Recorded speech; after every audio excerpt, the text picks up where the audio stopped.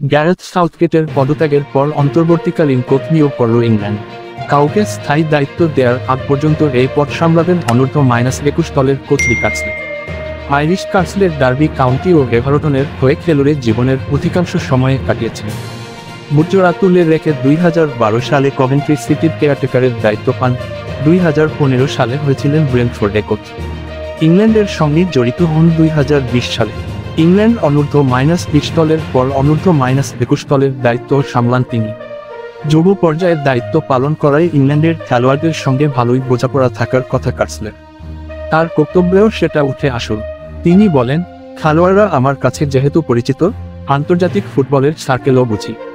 FA football association নতুন coach নিয়োগ দেওয়ার আগ পর্যন্ত দলটাকে গাইড করার সেন্সটুকু আছে। সেপ্টেম্বরে অনুষ্ঠিতব্য উয়েফা নেশনস লিগের ম্যাচগুলোর সামনে রেখে কার্সলেকে নিয়োগ দেওয়া হয়েছে।